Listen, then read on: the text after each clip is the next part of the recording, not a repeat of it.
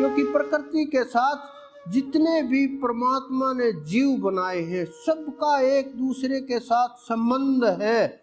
मानव मानव का नहीं, प्रत्येक जीव का संबंध है। लेकिन हम तो मानव मानव का ही संबंध नहीं मानते, जीवों का संबंध कैसे मानेंगे।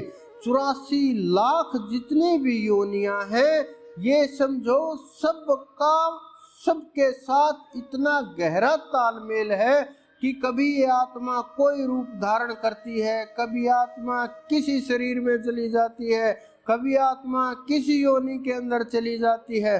तो जो शरीर बदले जाते हैं लेकिन आत्मा वही रहती है और आत्मा परमात्मा का अंश है। तो इस कारण से सबकी सब आत्माएं एक दूसरे के साथ जुड़ी हुई हैं। इतना घनिष्ठ संबंध है, इतना नजदीक का संबंध है कि आत्मा इतनी गहराई के साथ उनका मेल मिलाप हो गया है। लेकिन हम प्रकृति के इस रहस्य को ना जान करके मन माने आचरण करते रहते हैं, एक दूसरे को छोटी छोटी वस्तुओं के लिए मारते रहते हैं। मानव का क्या हाल हो गया है, ये हाल तो पशुओं का भी नहीं हुआ। कभी भेड़िया भेड़िए को नहीं खाता, शेर शेर को नहीं खाता, कोई जीव आपस में मार भी दे तो खाते नहीं हैं। लेकिन मानव का तो ये हाल हो गया है कि आपस में मानव मानव को मार करके खा रहे हैं। और जीव तो बहुत दूर की बात है, क्योंकि जो मांसाहार करने लगते हैं उनको इन वस्तुओं से, इन चीज़ों से फर्क नहीं पड़ता, उन्हें बस मांस चाहिए।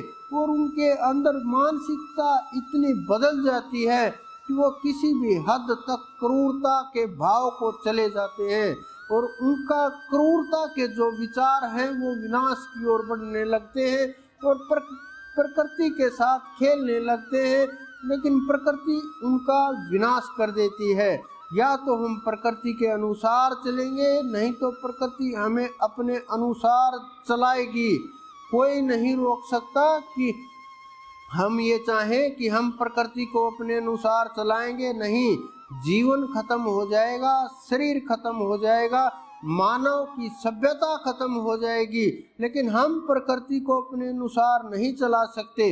और जो प्रकृति को अपने अनुसार चला सकते हैं, चाहे वो संत हो, चाहे वो अवतार हो, या पूर्ण महापुरुष हो, या वो जो अनंत है, जो कभी अवतार नहीं लेते। इसकी संसार के अंदर एक और विचार चल रहा है। मैं ध्यान के ऊपर बैठा हुआ था तो सवाल चलते रहते हैं, कभी निर्विचार, कभी कोई संकल्प हुआ, किसी ने सवाल किया तो वो सवाल उठ करके आता है और साथ साथ में वहाँ से उत्तर आ जाते हैं। तो किसी ने मेरे से सवाल किया कि इस धरा के ऊपर पूर्ण अवतार कब आए थे। एकदम से हम उस गहराई में चले गए। अगर साधारण सी बात होती, साधारण सा सवाल होता, साधारण सा जवाब हो जाता कि अवतार बहुत हैं, शिव भी पूर्ण अवतार हैं, राम भी पूर्ण अवतार थे, कृष्ण भी पूर्ण अवतार थे, बहुत जवाब हो जाते। लेकिन धर्म गुरुओं के उत्तर होते ये गुरु का उत्तर नहीं होता। हमने खोज की और जब ध्यान के अंदर खोज की इस सवाल की, तो जवाब आया हमारे गुरु का कि इस धरा के ऊपर वो पूर्ण सत्ता न कभी आई है न कभी आएगी, हो ही नहीं सकता। ये असंभव है बिल्कुल कि वो पूर्ण सत्ता इस धरा के ऊपर आ सके, क्योंकि वो इतना बड़ा है, लाखों ब्रह्मांड उसके अंदर घूम रहे हैं, अनंत अनंत ब्रह्मांड उसके अंदर घूम रहे हैं।